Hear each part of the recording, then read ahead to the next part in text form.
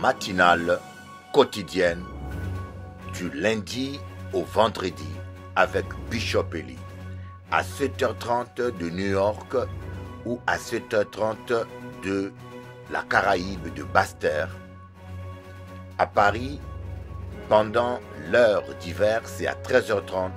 Pendant l'heure d'été, c'est à 12h30. Prions ensemble avec Bishop Eli sur sa chaîne YouTube @Bishop Eli. Que Dieu vous bénisse. Avec Dieu, c'est toujours possible.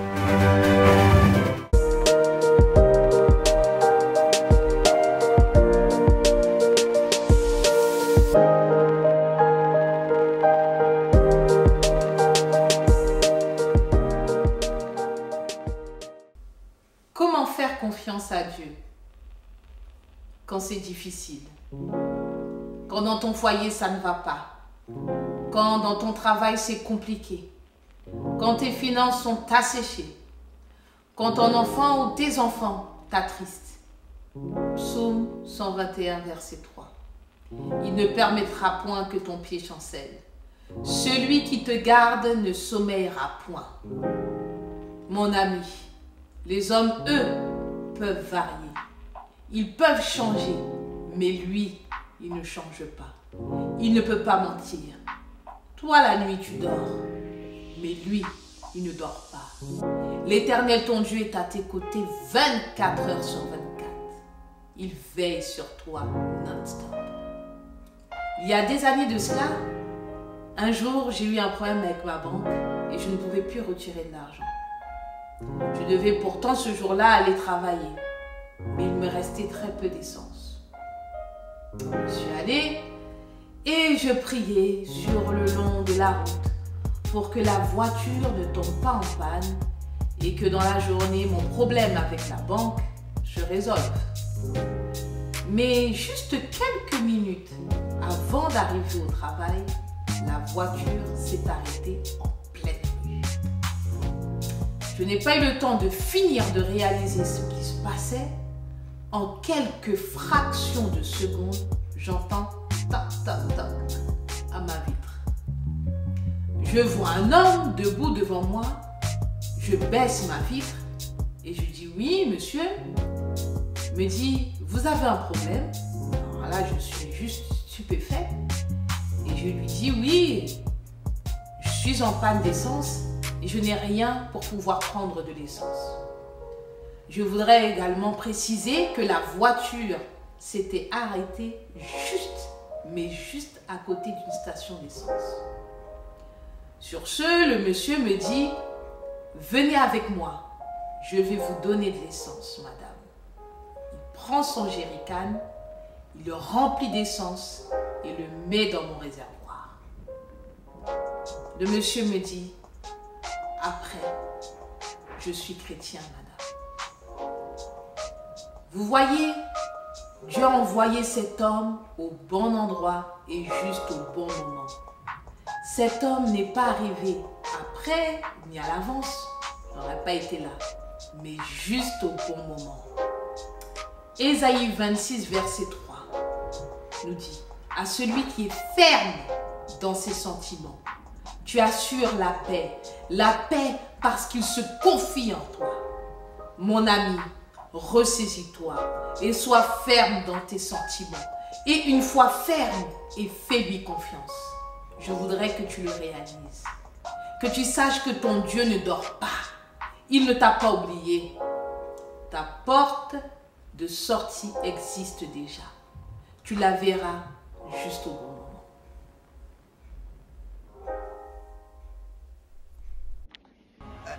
My name is Mohammed.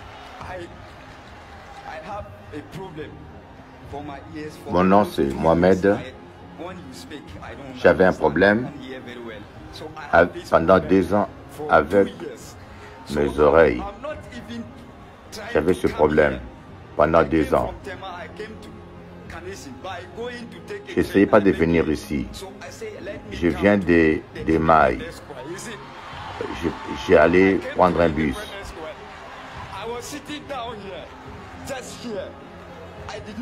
Je viens ici, j'étais assis là-bas, juste là. Je ne faisais rien, je ne priais pas.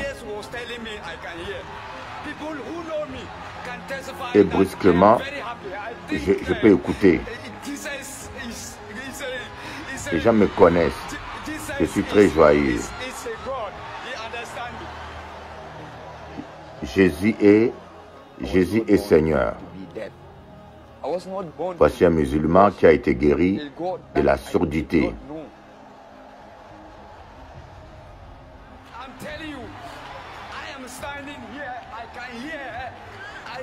Je vous dis, j'étais assis là, j'entendais rien.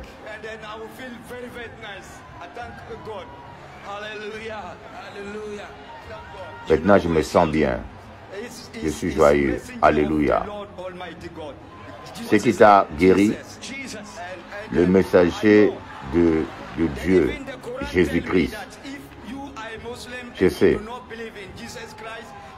Le Coran me dit, si vous êtes un vrai musulman, vous ne croyez pas en Jésus, vous n'êtes pas un musulman. Yes. Je remercie Dieu, je peux entendre. Mes oreilles sont bonnes. Alléluia. Personne ne ouvre les oreilles des malades à part Jésus. Il n'est pas seulement un messager, il est le Fils de Dieu vivant. Il est le chemin, la vérité et la vie. Dites Amen. J'aimerais dire à tout le monde qui me connaisse, mon nom est Mohamed. Je viens de Kambaga. Dites à ma femme, Jésus-Christ est le Fils de Dieu. Dites-là que je suis ici. Je crois que Jésus, il est la seule personne. La tromperie commence par la cachotterie. C'est-à-dire tu effaces des conversations, tu effaces des photos, tu lui dis pas vraiment ce qui s'est passé à tel ou tel endroit. À partir du moment où tu es dans cette cachotterie-là, tu es déjà en train de tromper. Tu es déjà en train de le duper. Et il faut pas venir se rassurer en disant « Non, mais je l'ai pas vu cet homme-là. » Tu as conversé avec lui. Tu as échangé des photos avec lui. Tu as effacé ces conversations-là. Donc la tromperie, que ça soit d'un côté ou de l'autre, c'est très simple. À partir du moment où vous êtes obligé de cacher des choses, vous êtes déjà dans la tromperie, qu'elle soit émotionnelle ou physique. Tu trompes ton mari à partir du moment où tu lui caches. Les musulmans disent que Jésus est le Messie, mais qu'il n'est pas Dieu et qu'il n'a pas été crucifié. Pour les Juifs, la personne de Jésus varie. Pour certains, c'était un sorcier. Pour d'autres, un prophète. Et pour une faible minorité, les Juifs messianiques, c'était bien le Messie. Les hindous considèrent souvent Jésus comme une personne sainte, un prophète ou un yogi exceptionnel. Et d'autres hindous le considèrent comme un dieu parmi leurs autres divinités. Les bouddhistes considèrent Jésus comme un grand sage, digne d'un culte. Le Dalai Lama parle de Jésus positivement en tant qu'enseignant moral et prône l'importance des valeurs enseignées par Jésus, telles que l'amour, la compassion ou la tolérance. Les taoïstes ont placé Jésus dans leur panthéon de divinités comme le Dieu de la miséricorde. Et pour les chrétiens, Jésus est l'incarnation de Dieu lui-même qui s'est fait chair, afin de prendre les péchés de l'humanité et permettre à nouveau une relation entre Dieu et les hommes.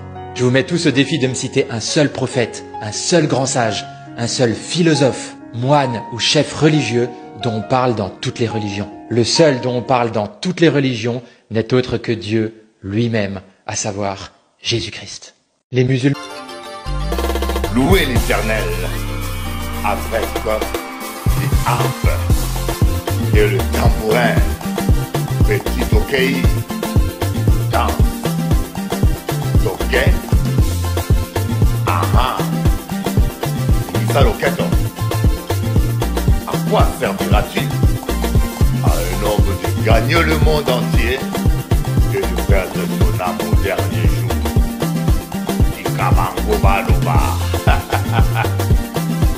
Ils te feront la guerre, mais ils ne l'emporteront jamais. Nul ne tiendra devant toi toute la durée de ta vie. Ok. Ah ah. Ah ok. Ah Yeah. Ok. Yeah. Quand la main de Dieu est sur toi, tu ne mourras pas. Tu vois, quand Dieu décide de te protéger, quand ton heure n'est pas arrivée, le diable va toujours te rater. Voyez, les gens disent « Ah, j'ai la chance. Ah, j'ai eu la chance. » La chance n'existe pas. C'est le destin. Voilà pourquoi je vous dis, il faut toujours faire confiance à Dieu. Il faut toujours laisser ta vie entre les mains de Dieu. Tu ne sais pas ce qui peut arriver dans la journée. Tu ne sais pas. Tu ne sais pas qu'est-ce qui peut arriver. Le danger est partout dans la vie. Tu vas avoir la chance, donne ta vie à Jésus. Donne ta vie à Jésus. Et la chance sera toujours de ton côté. Et le diable te ratera toujours. Bon courage. On est à l'abri. Dites-moi franchement, dans quel livre saint, vous qui croyez, qui avez le nom de Dieu partout dans vos bouches, dans quel livre saint on dit la femme doit être indépendante? On vous a pas dit qu'on nous a tiré de la côte de l'homme? On vous a pas dit que nous-mêmes on vient de l'homme, genre on peut pas être autosuffisante alors qu'on nous a tiré de sa côte.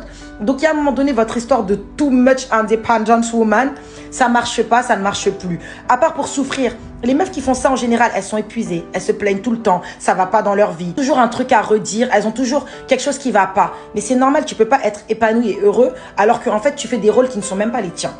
Donc je suis désolée, moi toutes les personnes qui sont là à brailler toute la journée, ah, indépendante woman, nanana, moi je suis autosuffisante, moi j'ai pas besoin d'un homme, on n'est pas ensemble.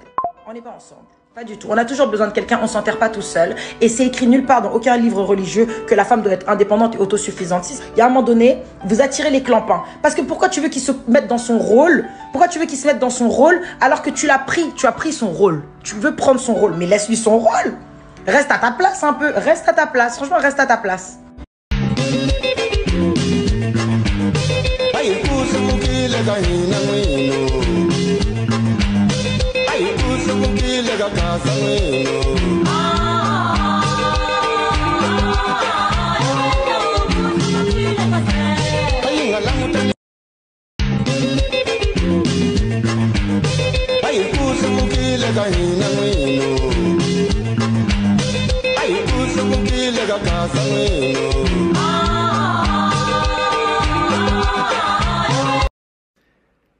Bonjour, chers amis auditeurs, chers amis téléspectateurs de Télé Anti. J'aimerais d'abord vous dire merci de m'accueillir chez vous. C'est un grand privilège pour moi, une grande joie de pouvoir partager avec vous la parole de Dieu. La parole de vie, cette parole qui change les circonstances, qui change les temps. Que Dieu vous bénisse, que Dieu réalise vos rêves, que Dieu vous donne ce que votre cœur désire. Nous allons prier avant de partager la parole. Cher Saint-Esprit, merci. Merci pour ce moment. Je viens réclamer la couverture du sang de Jésus sur monsieur ou madame ou mon frère ou ma soeur qui est devant la télé pour écouter la parole. Je prends autorité sur tout esprit d'empêchement, de distraction, tout oiseau voleur qui vient pour voler la sémence dans le cœur des enfants de Dieu. Je déclare la victoire de la croix. Saint-Esprit, puisses-tu m'utiliser pour parler à quelqu'un, pour encourager quelqu'un, pour consoler quelqu'un et fortifier quelqu'un. Au nom de Jésus, ton Fils bien-aimé. Amen. Alors, voilà, je pense que les élections sont terminées. Les élections sont passées. Les résultats est ce qu'il est, bien sûr. Les gens ont réagi pour faire barrière au Front national, qu'on appelle maintenant Rassemblement national. Mais je peux vous dire que les gens sont...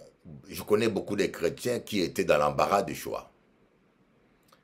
L'extrême gauche, l'extrême droite, quoi choisir? L'extrême gauche, c'est de la perversion sexuelle, hein? Libertinage total dans la République. L'extrême droite, c'est la xénophobie et la haine. Je ne dis pas que le parti lui-même est xénophobe, hein, mais il y a beaucoup de gens qui sont dans ce mouvement, qui sont xénophobes et racistes. Alors, les gens devaient choisir quoi? Vous voyez, un chrétien m'a appelé, m'a dit, Bishop, qu'est-ce que je dois voter? Je vais voter la gauche, le Front populaire, le nouveau Front, mais ce sont des gens pervers qui votent des lois. Et l'autre côté, c'est des racistes. Qu'est-ce que je dois voter? Je dis, vote le moins mal. Le moins mal, voilà. Mais on n'a pas le choix, on doit voter. Un chrétien, on doit se positionner. Mais par contre, j'aimerais dire, le Front National n'a pas tort sur toute la ligne. C'est ça le problème. L'union des gauches là, ils n'ont pas aussi tort sur toute la ligne. Ils ont des points de vue mauvais aussi, mais ils ont aussi des points de vue bons, humanitaires. Macron, bien sûr, il n'a pas aussi tout mauvais. Non, il a fait des mauvaises choses. Moi, j'avoue que j'apprécie pas sa politique qui, depuis des années, a favorisé les riches. On demande l'effort toujours aux pauvres. Voyez. On donne des cadeaux aux entreprises et les ouvriers, c'est eux qui doivent toujours faire l'effort. Donc, je suis contre cela. Mais je ne dirais pas que tout ce que Macron a fait est mauvais. Voyez, c'est un mensonge. Vous voyez, ce qui manque aux politiciens, c'est l'honnêteté. Savoir dire, il faudra prendre les idées de la gauche, de la droite. Il faut prendre ce qui est bon dans les idées de la gauche, prendre ce qui est bon dans les idées de la droite, prendre tout ce qui est bon. Alors hier, j'ai suivi un débat politique où j'ai vu un monsieur dire la gauche a perdu beaucoup de terrain dans le milieu rural. Elle doit s'améliorer et se poser des questions. Pourquoi, dans le milieu rural, les gens ont voté beaucoup Front National? Mais pourquoi? Simplement, est-ce que le Front National a tort quand il parle de la sécurité? Personne ne peut être heureux dans l'insécurité. Personne ne peut être heureux dans l'insécurité. Tu peux avoir un travail, tu peux prospérer, tu peux avoir une maison, mais quand tu es dans l'insécurité, quand tu sors dehors, tu as peur qu'on t'arrache ton sac, voyez. Et puis, ce qu'on reproche aussi à la gauche, c'est le laxisme judiciaire. Il n'a pas tort, le Front National, quand il parle du laxisme judiciaire. Quelqu'un vole, il casse une voiture, s'il n'a pas cassé plus de 1000 €, il n'y a pas de poursuite. Voyez, quelqu'un va venir, il casse quelque chose, mais pour porter plainte et que la plainte soit considérée, il faut qu'il fasse un dégât de plus de 1000 €, 3000 €. Voyez, tous ces genres de choses, il y a trop de laxisme. Quelqu'un va commettre un meurtre, tuer, on le met en prison, on dit 20 ans, remise de peine 13 ans, bonne conduite. En fin de compte, la personne a tué, il a massacré, ôté quelqu'un la vie, et il va faire 13 ans, après il sort. Et le pire, c'est que la personne va récidiver. Le Front National n'a pas tort. Donc, il ne faut pas tout rejeter, ni de la gauche, ni de la droite. Bon, la gauche, je les aime. Mais leur politique à propos du mariage, c'est catastrophique. Le mariage doit être respecté. Je suis désolé. Le mariage est une institution. Si vous voulez que la République puisse exister, il faut que les femmes fassent des enfants avec des hommes, voyez. Et puis, les enfants qui grandissent sans père, ça fait des dépressifs. Vous le savez bien, avec vos méthodes au PAO, que vous dites, un enfant qui naît, il voit papa, papa est là, et maman c'est un homme. L'enfant va rien comprendre. C'est des futurs dépressifs, voyez. C'est prouvé, les enfants qui sont nés sous X, beaucoup portent plainte contre l'État, et certains deviennent dépressifs. Je suis pasteur, j'aide les gens, et je vois des gens qui ne connaissent pas leur père, même des gens qui ont grandi sans affection paternelle, des fois sont déséquilibrés. Alors, quand vous dites, vous autorisez des gens à avoir des enfants, sans père, sans mère, un enfant qui va naître avec deux mères ou avec deux pères, il ne connaît pas vraiment le vrai père ni la vraie mère, c'est un futur déséquilibré. Et vous savez bien que dans les prisons, la plupart des délinquants, c'est prouvé en grand pourcentage, sont des enfants de familles monoparentales. Est-ce que vous savez ça? Les statistiques prouvent que la plupart des délinquants sont des enfants de familles monoparentales. Pourquoi? Parce que ils ont été déséquilibrés depuis l'enfance. L'absence de l'affection, de l'autorité paternelle ou de l'affection maternelle déséquilibre un enfant. Donc, je dis, moi, je ne fais pas la politique, mais je vous dis, dans tous les partis politiques, il y a du bon et il y a du mauvais. Il y a du bon et il y a du mauvais, voyez. Maintenant, quand on vous demande de voter d'un côté, moi, je vous conseille simplement de voter de côté le moins mal. Et je prie Dieu pour que ces gens-là, maintenant, qui sont élus, arrivent à s'attendre. C'est des gens qui ne s'aiment pas du tout. C'est des gens qui ne s'aiment pas du tout. De toute façon, ils ont tous en commun quelque chose, la haine de Macron. Ça me fait rire, hein? Parce que ces gens-là, tous en commun, ils sont unis. S'ils sont unis, c'est dans un seul sujet, la haine de Macron. Et Macron, maintenant, est appelé à collaborer avec eux. Quelle situation compliquée. Nous allons prier pour la France, que Dieu fasse grâce à ce pays. Seigneur, la France est notre pays. Ta parole nous dit, priez pour toutes les autorités, que les hommes en tout lieu, dans Timothée, lèvent de mains pures et prient pour les autorités, afin que nous menions une vie paisible. Nous prions, Seigneur, que tu donnes la sagesse à ces hommes-là, qu'ils mettent leurs égos à côté, qu'ils mettent leurs ambitions partisanes à côté, et qu'ils cherchent l'intérêt du peuple français. Les gens souffrent. Aux Antilles, la vie est trop chère.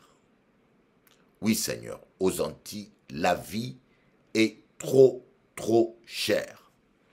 Je vous ai promis de faire des courses aux Antilles. Je vais essayer de prendre les choses. Je vais filmer. Prendre les choses, les mêmes choses, acheter ici. Leader Price, comme c'est leader de prix, Leader Price. Et je vais aller à Paris, acheter les mêmes choses en même quantité à Leader Price de Paris et je vous dirai la différence de prix. Vous allez voir vous-même. Et je vais poster la vidéo dans des réseaux sur TikTok. Peut-être que Macron va finir par voir la réalité. La vie est trop chère aux Antilles. Nous prions, Seigneur, pour la Réunion, les Antilles, la Guadeloupe, la Martinique, la Guyane. Nous prions pour que les députés français aient la sagesse de faire le choix, le bon choix. Dans le nom de Jésus. Amen. Bon, maintenant, moi, je tiens peut-être à décevoir certains. Je suis citoyen du ciel. Ma patrie est céleste. Vous savez, avant, je faisais la politique. Avant, je faisais la politique. J'étais parmi les plus jeunes des militants de l'UDPS, Union pour la démocratie et le progrès social. J'étais parmi les plus jeunes à l'époque.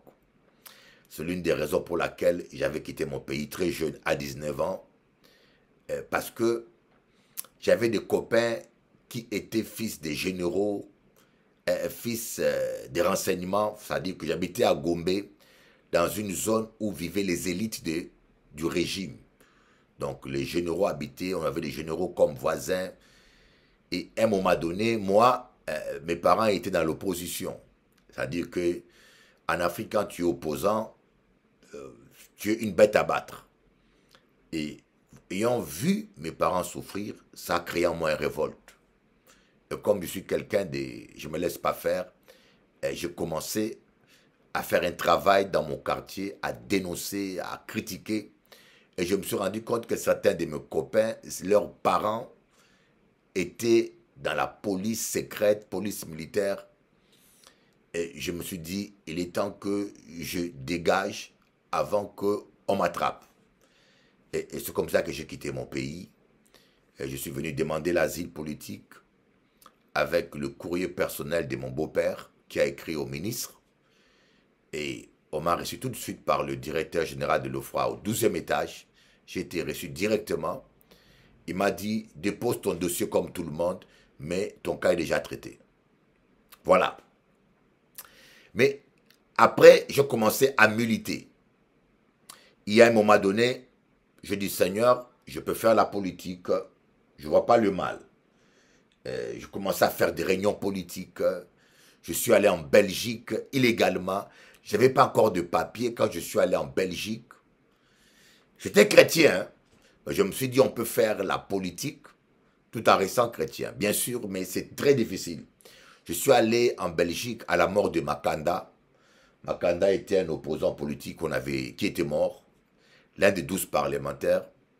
Et c'est là où j'ai rencontré Félix Antoine Tshisekedi, le président actuel. Dans la messe qu'on a fait pour Makanda, le gouvernement belge a interdit toute manifestation politique. Mais moi, comme j'étais tête brûlée, je suis quelqu'un de passionné. Et en pleine messe, je me suis levé, j'ai pris le drapeau du Congo. Je suis allé le poser sur le cercueil. L'église était entourée de commandos. C'était avec Mukendi Pierre, un militant de l'UDPS. Et c'est là où j'ai rencontré le président Félix dans le bus qui a amené le corps. On voulait amener le corps à l'aéroport. Et c'est là où je demandais aux militants qu'on aille brûler l'ambassade du Congo en Belgique. On a dit non, si on ne réagit pas d'une manière extrême, ce monsieur va continuer à nous tuer. Il faut qu'on aille brûler. Le président Félix, à l'époque, c'était le seul qui était d'accord avec moi. Lui aussi, il était tête brûlée comme moi. Il était d'accord avec moi. On a dit, on arrête les bus, on va brûler l'ambassade. Mais bien sûr, tout le monde a eu peur. On s'est retrouvés à deux. Et c'est comme ça qu'on a abandonné l'idée. Et après, je ne peux pas rentrer en détail. Je ne peux pas rentrer en détail. Ma demi-sœur par alliance est venue me voir. Ici, il m'a dit, Eli, Kadhafi est en train de recruter des commandos pour changer le pouvoir au Congo. Ma demi-sœur, elle est venue me dire cela. J'ai dit, je suis partant, donne mon nom. De toute façon, en Afrique, on ne respecte que les armes. En Afrique, on ne respecte que les armes. La politique, l'opposition, on vous tue. J'ai dit, moi, je suis d'accord, donne mon nom. Donc, il était question que je quitte la France, que j'aille en Libye, suivre une formation de commando pour après descendre au Congo et changer les choses. Voyez, c'est pour cela que quand je vois les combattants, nos combattants de Paris, combattants, je regarde, je rigole, quoi. Vous êtes combattants pour aller arrêter les concerts, mais il y a la guerre à Kivu. Je suis pas jeune, hein. J'ai pris l'âge. J'aurais eu 30 ans, je serais allé au Kivu. Allez, vous êtes des combattants. Allez combattre, défendre votre patrie. Vous êtes ici en train de combattre, vous mangez la semoule, vous mangez le corned-beef, combattant de quoi? Alors, un soir, je rentre chez moi à la maison, je commence à prier et j'attends la voix de Dieu. Élie, maintenant tu es devenu un meurtrier. Tu veux rentrer dans ton pays pour tuer quelqu'un. La voix m'a parlé une fois. Une deuxième fois. Élie, tu es devenu un meurtrier. Tu veux rentrer pour tuer quelqu'un. Je ne t'ai pas appelé à combattre pour le royaume de la terre. Je veux que tu combattes pour mon royaume.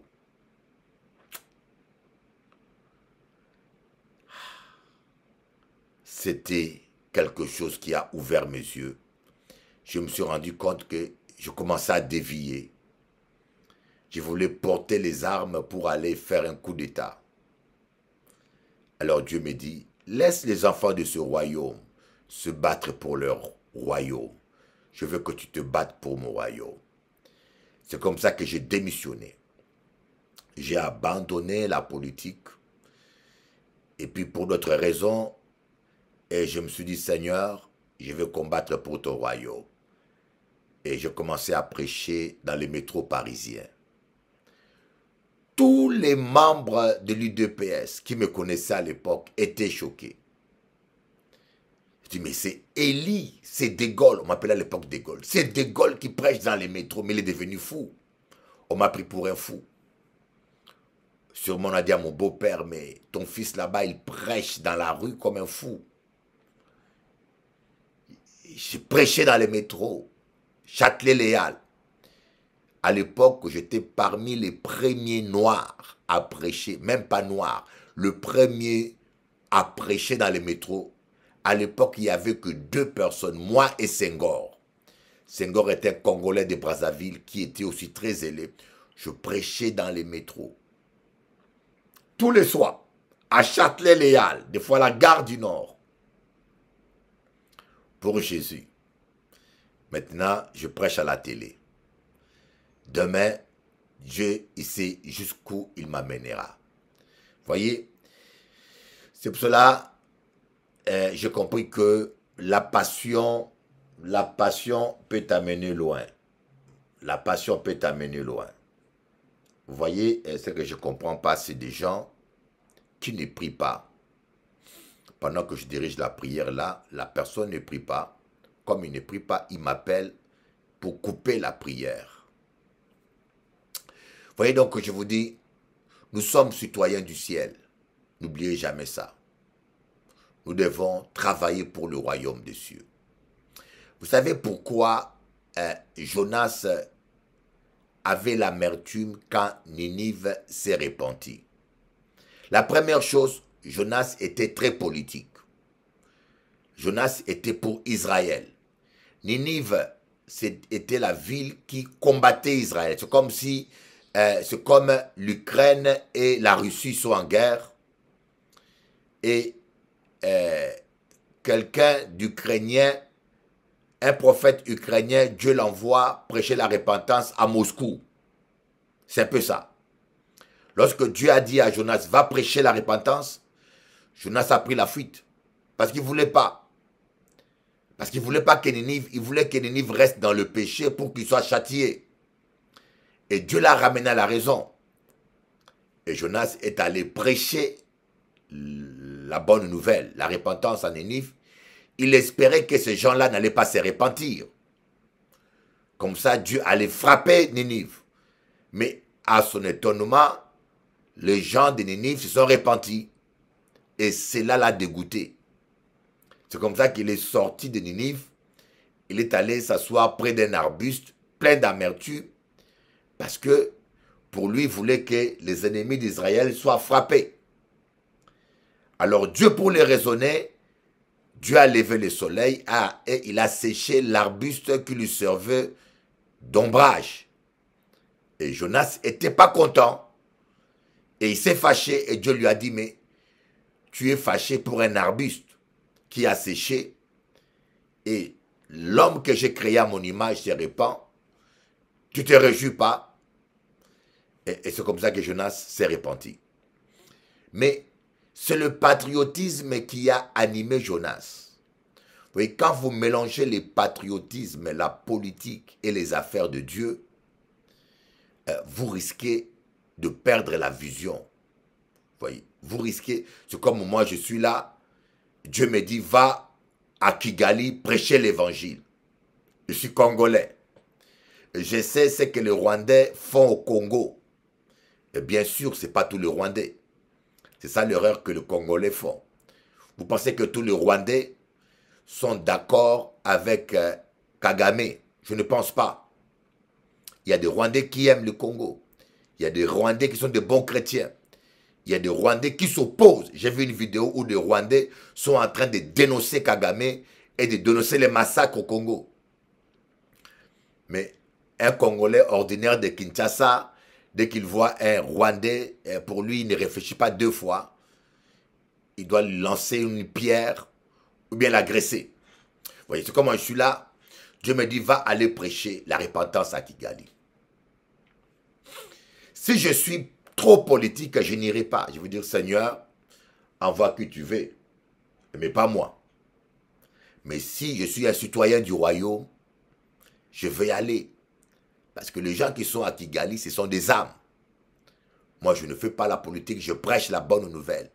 Vous voyez, je travaille pour le royaume de Dieu. Et je vais aller prêcher. Et si les gens se répandent, je dois les aimer. Je dois les bénir. Je dois prier pour la repentance. Même Kagame, je dois prier pour qu'il se répande. Je ne dois pas les maudire. Il y a des chrétiens qui maudissent Kagame, mais c'est une âme créée à l'image de Dieu. Il faut prier pour qu'il se répande. Il peut être possédé par des esprits de meurtre. Il peut être manipulé par le diable. Mais par nos prières, il peut être sauvé aussi. Il peut se repentir. Hein? Il peut se repentir.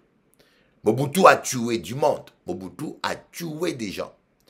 J'ai mon ami Jean-Louis Moulenda qui a eu la confirmation qu'avant la mort de Mobutu, Jean-Louis Jaillet est allé prier pour Mobutu.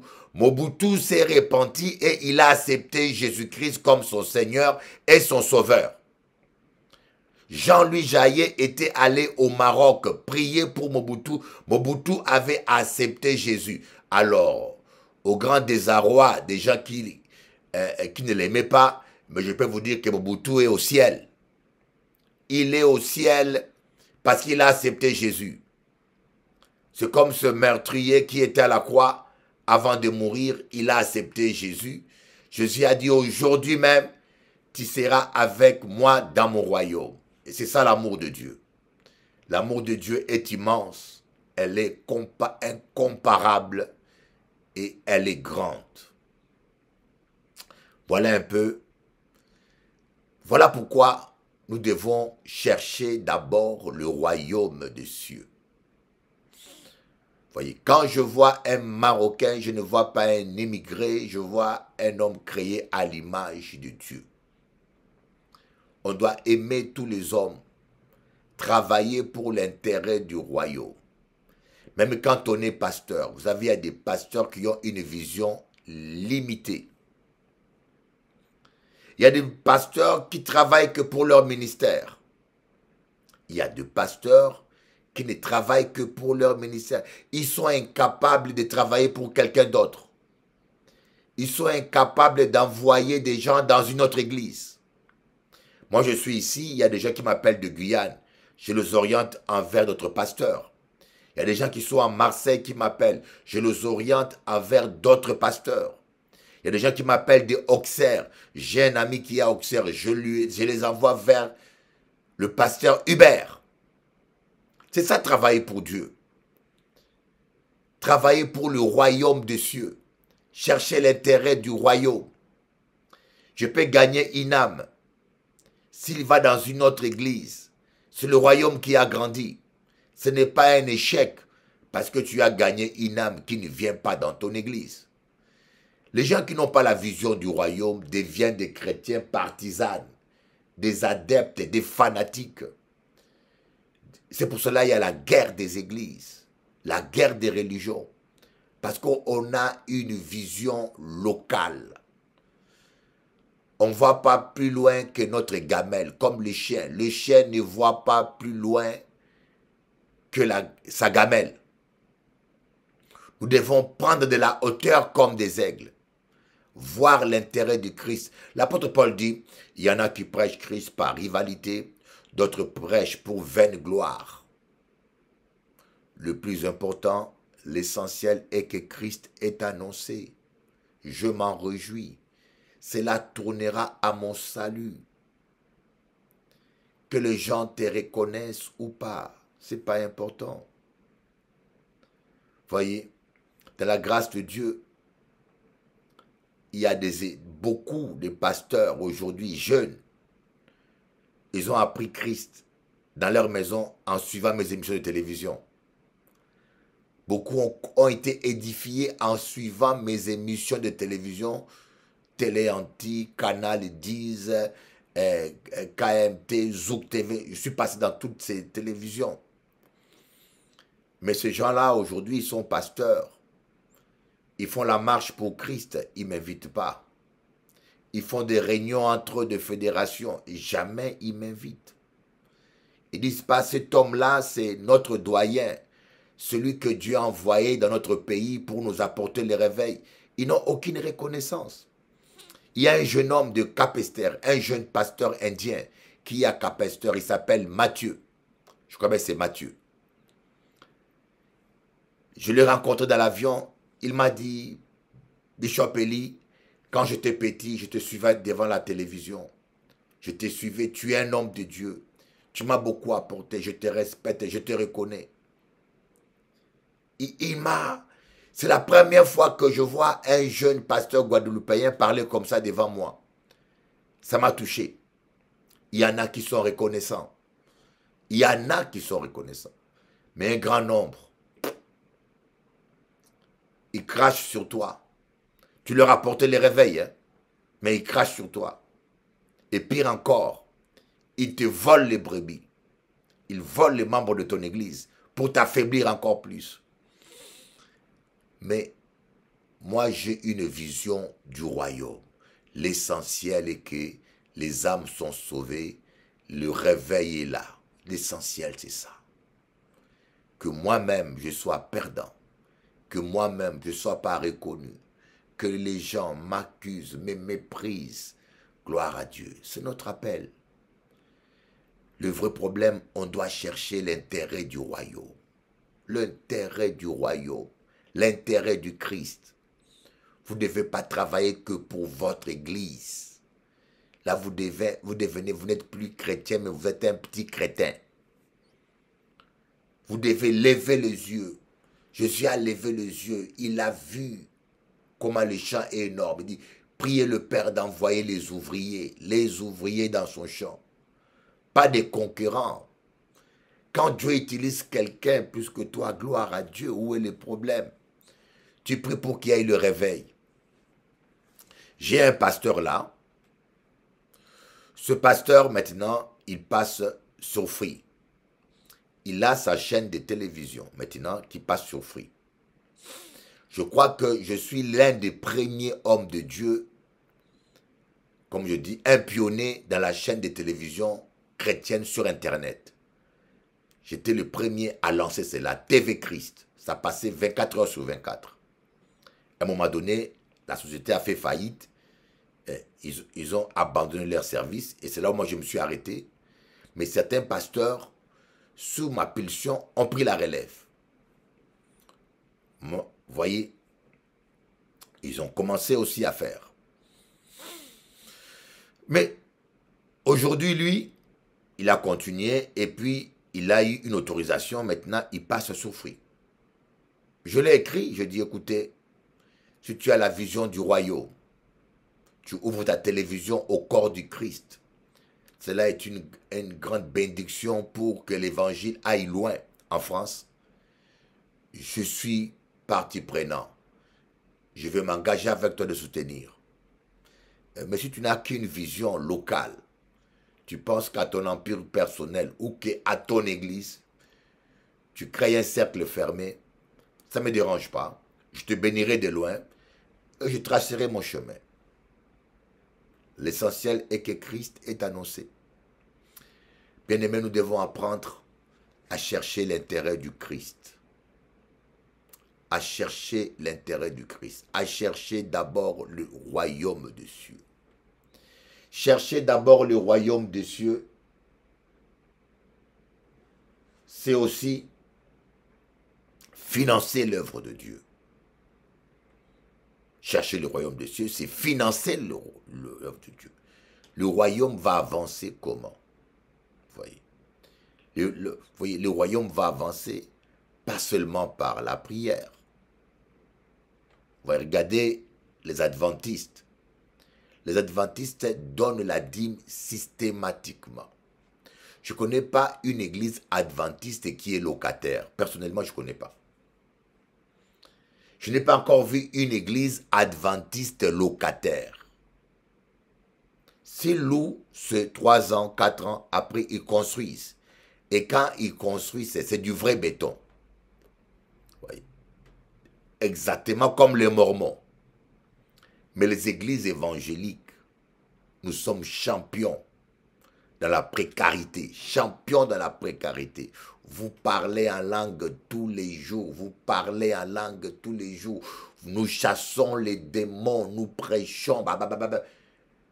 Mais quand il s'agit de financer l'œuvre de Dieu, nous sommes les derniers. La plupart des chrétiens évangéliques ne donnent pas leur dîme régulièrement. Voilà pourquoi les églises évangéliques sont dans des garages, dans des zones artisanales, zones... Je cherchais une salle un jour, on m'a amené dans une déchetterie à Paris.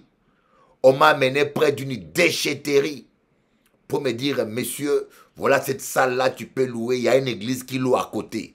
Près d'une déchetterie. Ça m'a tellement dégoûté, j'ai dit non, non, non, non, non, non, non, Seigneur, non, non.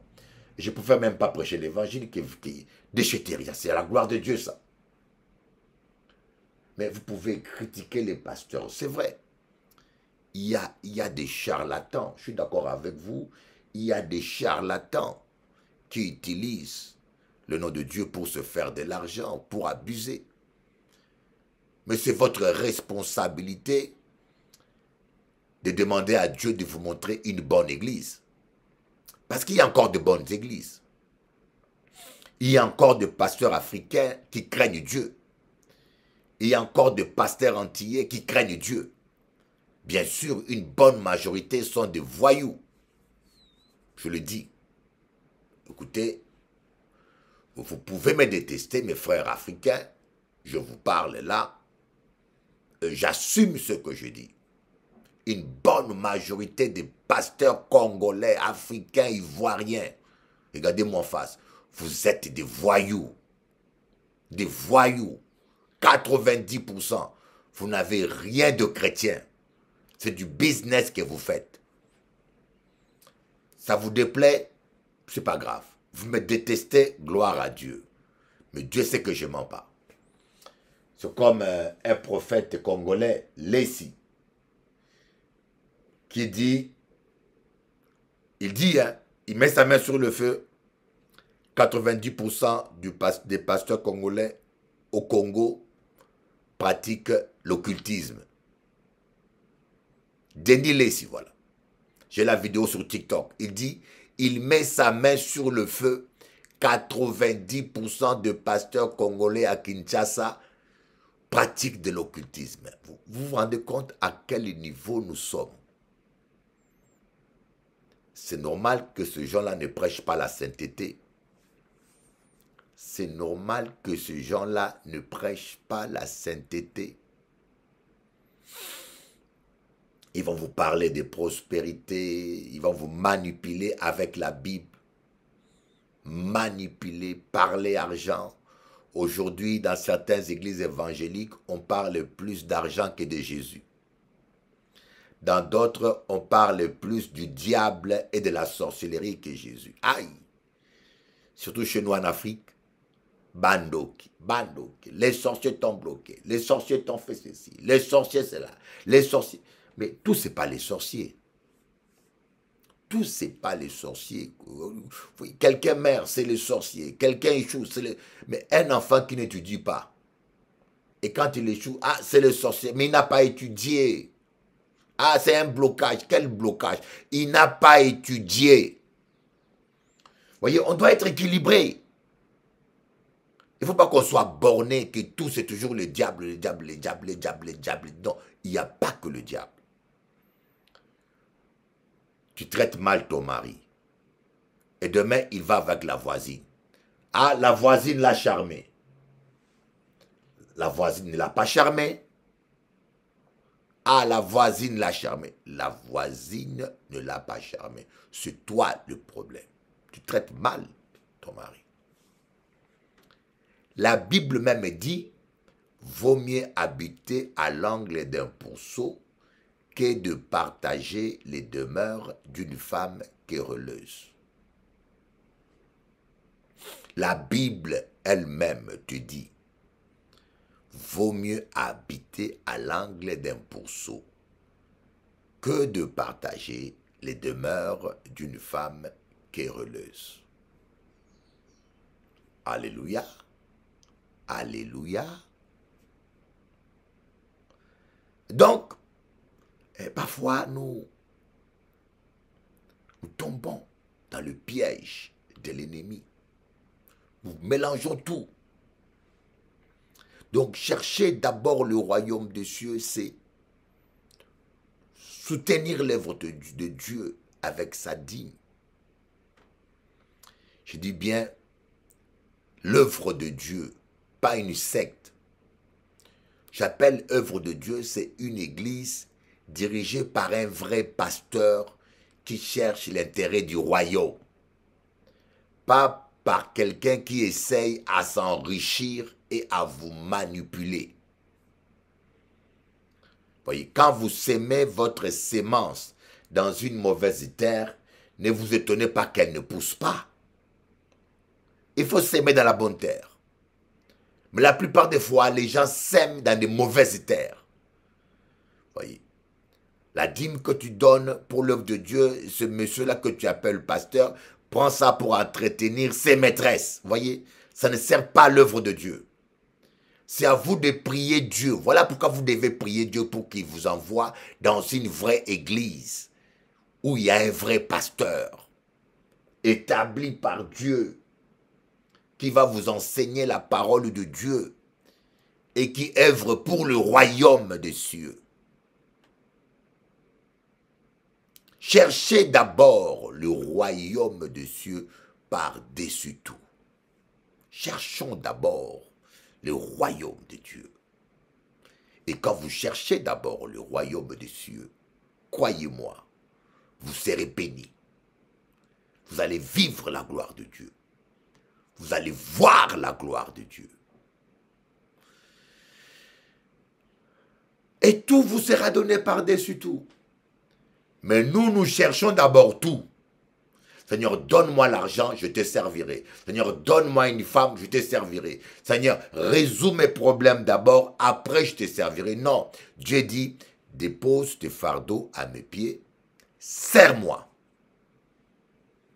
Voyez, lorsque Élie est allé voir la veuve de Sarepta, la dame lui a dit, elle lui dit, donne-moi un peu d'eau et un gâteau. La dame dit, mais il me reste un peu de farine. Si je te le donne, il ne restera plus rien pour moi. Moi et mon fils, nous mourrons. Élie a dit, sers-moi d'abord. Dieu te dit, sers-moi d'abord. Mais ça paraît cruel, hein, entre nous. Élie qui dit à la dame, sers-moi d'abord. Lui, un vieux papa, il n'a même pas compassion de ce jeune homme-là. Il veut d'abord qu'on les sert. Ça paraît égoïste. Or, c'était une parole de connaissance. La parole de connaissance peut paraître cruelle. Quand Salomon a dit, coupez l'enfant en deux. Il y avait deux femmes qui ont fait chacun un enfant la nuit. L'autre, son enfant est mort. Il a volé l'enfant de son voisin qui était vivant. Et il a mis l'enfant mort près de celui de l'autre dame. Et le matin, on voulait savoir qui était la vraie mère. Il n'y avait pas de test ADN ou génétique à l'époque. Salomon a eu la parole de connaissance. Il a dit, coupez l'enfant en deux morceaux. Ça paraît cruel. Voyez. Et la femme qui était la mère a dit, laissez-le prendre l'enfant. La femme qui n'était pas la mère a dit, oui, oui, coupez-la en deux comme ça, personne ne l'aura. Salomon a dit, celui qui veut que l'enfant vive, c'est elle la vraie mère. Donnez-lui l'enfant. Donc, la parole de connaissance peut être même paraître choquante, mais le résultat est toujours à la gloire de Dieu. Vous voyez? Le résultat est toujours à la gloire de Dieu. Cherchons d'abord le royaume des cieux. Donc Élie va dire, serre-moi d'abord. C'est cruel. Et pourtant, la dame a obéi et la parole prophétique est sortie. Tu ne manqueras jamais d'huile jusqu'à la fin. Tu ne manqueras jamais de farine jusqu'à la fin de la famine. La farine s'est mise à se multiplier. Servez d'abord Dieu. Oubliez vos problèmes sentimentaux. Oubliez vos soucis. Oubliez, servez d'abord Dieu. Et Dieu s'occupera du reste. Parce que Dieu est fidèle. Cherchons d'abord le royaume des cieux. Alors, soyez bénis. Louez l'Éternel avec les harpes et le tambourin. Petit ok, dans ok, aha, ça loquette.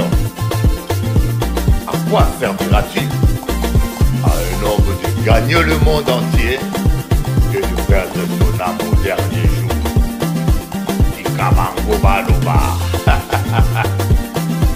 Ils te feront la guerre, mais ils ne l'emporteront jamais. Nul ne tiendra devant toi toute la durée de ta vie. Ok. Ah ah. Ok. Ah yeah. Ok. Ah yeah. Quand la main de Dieu est sur toi, tu ne mourras pas. Tu vois, quand Dieu décide de te protéger, quand ton heure n'est pas arrivée, le diable va toujours te rater. Voyez, les gens disent « Ah, j'ai la chance. Ah, j'ai eu la chance. » La chance n'existe pas. C'est le destin. Voilà pourquoi je vous dis, il faut toujours faire confiance à Dieu. Il faut toujours laisser ta vie entre les mains de Dieu. Tu ne sais pas ce qui peut arriver dans la journée. Tu ne sais pas. Tu ne sais pas qu'est-ce qui peut arriver. Le danger est partout dans la vie. Tu vas avoir la chance, donne ta vie à Jésus. Donne ta vie à Jésus. Et la chance sera toujours de ton côté. Et le diable te ratera toujours. Bon courage. On est à l'abri. Dites-moi franchement, dans quel livre saint, vous qui croyez qu'il y avait le nom de Dieu partout dans vos bouches, dans quel livre saint on dit la femme doit être indépendante? On vous a pas dit qu'on nous a tiré de la côte de l'homme? On vous a pas dit que nous-mêmes, on vient de l'homme, genre, on peut pas être autosuffisante alors qu'on nous a tiré de sa côte. Donc, il y a un moment donné, votre histoire de too much independent woman, ça marche pas, ça ne marche plus.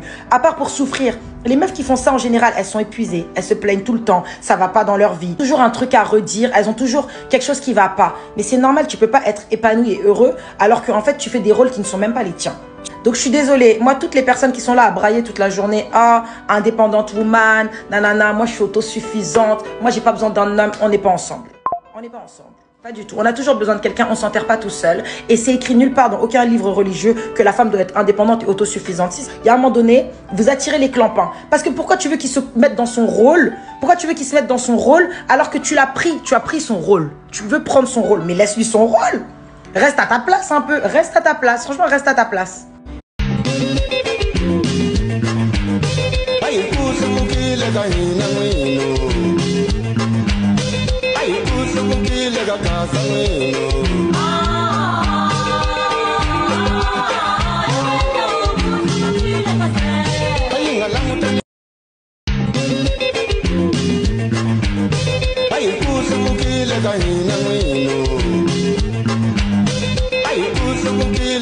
sang